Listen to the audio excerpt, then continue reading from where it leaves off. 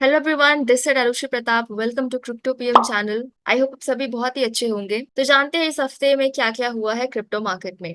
तो इंडिया की सेबी ने कुछ ऐसा सजेस्ट किया है क्रिप्टो करेंसीज को लेकर इंडिया में, जो क्रिप्टो करेंसीज की अडॉप्शन को बढ़ा देगा। तो आइए जानते हैं इस वीडियो में। और अगर आप इंटरेस्टेड है क्रिप्टो करेंसी को और जानने के लिए, तो इस चैनल को सब्सक्राइब कीजिए and don't forget to hit the bell icon. India's market regulators suggest shared crypto oversight even as RBI seeks stablecoin ban. तो बात करते हैं सेबी की, जो कि इंडिया के रेगुलेटर है, securities and exchange board of India. इन्होंने सजेस्ट किया है कि एक गवर्नमेंट पैनल बनाया जाए जिसमें पॉलिसी बनाई जाएगी और उसकी जो रिपोर्ट है वो वो फाइनेंस मिनिस्ट्री को दी जाएगी ताकि वो कंसिडर करे क्रिप्टो करेंसी से रिलेटेड। तो इंडिया में सेबी जो है वो क्रिप्टो करेंसी पे बैन हटाने का यहाँ पे सजेस्ट कर रहे हैं। और साथ ही साथ रिपोर्ट में जो होगा उस पर बात करते हैं। पहली बात, आरबीआई जो है वो कम्प्लीटली ऑपोजिट है। जिस बात पे सेबी अग्री कर रही है, जिस बात पे सेबी सजेस्ट कर रही है, तो आरबीआई पूरी नेगेटिव है क्रिप्टो करेंसी को लेकर। और वो नहीं चाहती कि क्रिप्टो करेंसीज इंडिया में आए और लोग इसके बारे में जाने। बट सेबी जो है उनका ओपिनियन यहाँ पे डिफरेंट है। इस वजह से उन्होंने सजेस्ट किया है कि एक पैनल बनाया जाए जिसमें अलग अलग रेगुलेटर्स जो है वो क्रिप्टो करेंसीज को मॉनिटर करे। तो यहाँ पे अलग से क्रिप्टो करेंसीज के लिए कोई मॉनिटर नहीं करने वाला है। तो सबसे पहले बात करते हैं सेबी की, जो क्रिप्टो करेंसी को मॉनिटर करेगी in the form of securities और साथ ही साथ आईसीओ, इनिशियल कॉइन ऑफरिंग्स को। अब सेकेंड थिंग, उस रिपोर्ट में जो लिखा गया है कि आरबीआई जो है वो fiat currency backed stable coin को मॉनिटर करेगी, वही स्टेबल कॉइन जो फिएट बैक्ड है। तीसरी चीज, insurance regulatory and development authority of India IRDAI, ये इंश्योरेंस और पेंशन रिलेटेड वर्चुअल एसेट्स को with pension fund regulatory and development authority PFRDA, ये दोनों मिलके जो virtual assets related pension fund है और इंश्योरेंस है उसे देखेगी। Last but not the least, अब इन्वेस्टर्स की ग्रीवियंसेस भी होगी, कंप्लेंट्स भी होगी। तो ये कहाँ जाएंगे? तो इसके लिए कंज्यूमर प्रोटेक्शन एक्ट या कंज्यूमर प्रोटेक्शन ऑर्गेनाइजेशन जो है, ये इन्वेस्टर्स के लिए होगी, जिसमें इनकी ग्रीवियंसेस को सुना जाएगा अबाउट क्रिप्टो करेंसी। बट उसके लिए, जैसे कि हम जानते हैं, क्रिप्टो करेंसी इतनी इतनी मेन स्ट्रीम नहीं है इंडिया में, इसलिए लोगों को पता नहीं है।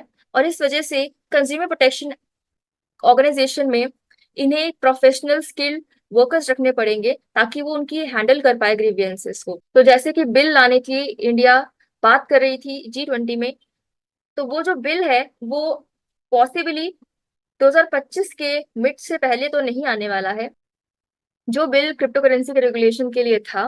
तो जैसे कि हम जानते हैं कि इंडिया की क्रिप्टो पॉलिसी जो है वो फाइनेंस मिनिस्ट्री के हाथ में है, और उन्हीं के हाथ में है कि वो क्रिप्टो को लीगल और इलीगल बोले, और जो भी इतने स्ट्रिक्ट टैक्सेस लगा रखे हैं उसके ऊपर, उसे भी कम करें। Moving to next news, newly approved spot ether ETF could start trading by mid June। तो स्पॉट ETF ईथर के अप्रूव हो चुके हैं SEC के थ्रू।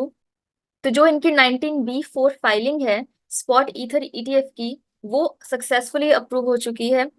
इसका मतलब ये है कि ये अब एक्सचेंजेस पे लिस्ट हो सकते हैं। तो जो अभी नेक्स्ट स्टेप है S1, ये अप्रूव होना बाकी है। ये अप्रूव होने में अभी ETF के जो एनालिस्ट हैं, जेम्स, इनका कहना है कि कपल ऑफ वीक्स लग सकते हैं, कुछ हफ्ते लग सकते हैं, या फिर ये थोड़ा और भी ज्यादा टाइम ले सकता है, करीब करीब 5 महीने तक का भी। तो 8 कंपनीज है जिनके स्पॉट ईथर ETF अप्रूव हुए हैं, जिसमें से वेनेक है, ग्रे स्केल है, फिडेलिटी है, ARK 21 शेयर्स है, बिटवाइस है, इन्वेस्को गैलेक्सी है, फ्रैंकलिन है। तो ये 8 एप्लीकेंट्स है जो कि 23 मई को इन्होंने अप्रूव किया है। लेकिन अभी एक स्टेप बाकी है, और वो स्टेप होने के बाद ही इनका ट्रेडिंग शुरू हो सकता है। तो अगर S1 अप्रूवल मिल जाता है, उसके बाद जो ईथ है उसको सिक्योरिटी नहीं माना जाएगा। ऑब्वियस सी बात है, ये अप्रूवल मिलने के बाद ट्रेडिंग स्टार्ट हो जाती है, तो जितने भी इन्वेस्टर्स हैं वो उसके बाद ही परचेज कर सकते हैं स्टॉक मार्केट से। तो वेंसडे को US हाउस में वोट हुआ था क्रिप्टो का बिल जो पास इन्होंने करना था, FIT 21। तो अब ये पास हो चुका है। जो क्रिप्टो में फ्रेमवर्क ये लाना चाहते थे, हाउस में पूरी हो चुकी है। तो जितनी भी पार्टीज है वो अभी क्रिप्टो के साथ है, सपोर्ट कर रही है इस बिल को लाने में। अब आगे जो होगा, 2 स्टेप अभी बाकी है। तो अभी सेनेट के पास जाएगा। अभी सेनेट अगर अप्रूव करता है, उसके बाद वीटो होगा। प्रेसिडेंट प्रेसिडेंट अगर अप्रूव कर देगी तो क्रिप्टो का जो ये बिल है वो पास हो जाएगा और फाइनली यूएस में आ जाएगा, लेकिन अभी वो प्रोसेस होने में टाइम है। तो फिलहाल अभी सिर्फ यूएस हाउस में वोटिंग हुई है और ये जो बिल है ये यहाँ पे पास हो चुका है। तो बात करते हैं बिल में क्या क्या चीजें हैं। तो फर्स्ट ऑफ ऑल बिल में रेगुलेशन के बारे में लिखा है कि रेगुलेट कौन करेगा। तो अगर डिजिटल एसेट फंक्शनल है और डिसेंट्रलाइज्ड भी है तो सीएफटी उसे कमोडिटी समझेगी, वो एज अ कमोडिटी रेगुलेट किया जाएगा। और अगर डिजिटल एसेट फंक्शनल है लेकिन डिसेंट्रलाइज नहीं है, मतलब उसे कोई ना कोई ऑन कर रहा है, उसे कोई ना कोई चला रहा है, तो उसे सिक्योरिटी माना जाएगा और उसे एसईसी रेगुलेट करेगी। दूसरी चीज, डिसेंट्रलाइजेशन का क्राइटेरिया क्या होगा। तो डिसेंट्रलाइजेशन का मतलब यही होता है कि एक इंसान या ग्रुप ऑफ पीपल के पास कंट्रोल ना होकर लोगों के पास कंट्रोल होता है। तो कोई भी एसेट अगर ब्लॉकचेन पे 100% सर्कुलेशन में से किसी इंसान के पास, किसी ग्रुप ऑफ पीपल के पास 20% से ज्यादा का वो डिजिटल एसेट होल्डिंग है, तो ये डिसेंट्रलाइजेशन नहीं होगा। US house votes to block federal reserve digital dollar plans.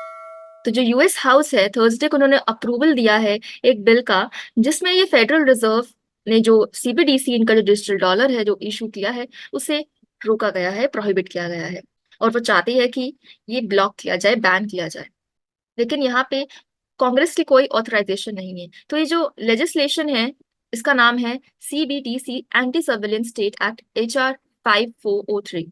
तो ये पास किया गया है जिसमें वोट हुई है 216 टू 192। रिपब्लिकन्स इनके साथ है कि यूएस सीबीडीसी नहीं आना चाहिए क्योंकि जो गवर्नमेंट है वो फाइनेंसेस पे कंट्रोल करेगी सिटीजन्स के, और ये चीज सही नहीं है। तो जो फेड है उन्होंने अभी तक कुछ सॉलिड प्रपोजल नहीं दिया है कि डिजिटल डॉलर को लॉन्च क्यों करना चाहिए, लेकिन हाउस जो है उन्होंने वोट किया है। अमंग रिपब्लिकन्स ये कंसर्न है, जो फॉर्मर प्रेसिडेंट है ट्रम्प वो भी कंसर्न है कि ये चीज डिजिटल डॉलर नहीं आना चाहिए, सीबीडीसी नहीं आना चाहिए। तो ये तो पूरे खिलाफ है इसके। और ये चीज बिल्कुल सही है अगर देखा जाए कि गवर्नमेंट पूरे के पूरे फाइनेंसेस को कंट्रोल करेगी लोगों के, और ये चीज हर एक कंट्री को समझनी भी चाहिए। तो हाउस मेजोरिटी विप टॉम एमर ने इस लेजिस्लेशन को इंट्रोड्यूस किया है और डिजिटल डॉलर के ऊपर आर्ग्यू किया है कि ये सर्विलेंस टूल हो सकता है गवर्नमेंट के लिए, और यहाँ पे गवर्नमेंट को पावर दिया जाएगा कि ये ट्रांजेक्शन को ट्रैक करे लोगों की। और साथ में ये भी बोला है कि such a currency would give the federal government absolute control over your money, they could take your money and you wouldn't even know it was gone. ये ट्रम्प ने बोला था। Earlier this week American banker association इन्होंने भी अर्ज किया था house leaders को कि बिल को वापस ले लिया जाए। तो आपको क्या लगता है, सीबीडीसी किसी भी कंट्री के लिए सही है या फिर ये लोगों के फाइनेंसेस, लोगों के सिक्योरिटी, लोगों के प्राइवेसी का एक्सप्लॉयटेशन है? आप नीचे कमेंट्स में बता सकते हैं। Moving to next news, UAE agriculture authority bans cryptocurrency mining on farms. The Abu Dhabi Agriculture and Food Safety Authority of UAE इन्होंने इशू किया है नई एडवाइजरी ऑन थर्सडे, जिसमें क्रिप्टो करेंसी माइनिंग जो फार्म्स में यूज हो रही है उसे बैन किया जा रहा है। तो फार्मर्स जो है वो पकड़े जा रहे हैं अगर वो ये एक्टिविटी कर रहे हैं, और उनको सीधा 10,000 यूएई दिरहम्स का फाइन लगेगा, करीब करीब $2,500 से ज्यादा का। तो जो Abu Dhabi agriculture and food safety authority है उन्होंने यहाँ पे एक्सप्लिसिटली बताया है कि फार्म्स जो है ये क्रिप्टो करेंसी माइनिंग के लिए यूज नहीं होना चाहिए, और होंगे भी क्यों, ये मिसयूज है फार्म का। अब क्रिप्टो करेंसी माइनिंग में जैसे कि आप जानते हैं कि बहुत ज्यादा कंप्यूटेशनल पावर की जरूरत होती है, इलेक्ट्रिसिटी की जरूरत होती है, क्योंकि उसमें कॉम्प्लेक्स मैथमेटिकल पजल को सॉल्व करना होता है। अब उस वजह से बहुत ज्यादा पावर चाहिए, लेकिन फार्म जो है वो इन चीजों के लिए यूज नहीं होने चाहिए, और अगर होंगे तो यहाँ पे फाइन बता दिया गया है पहले से ही।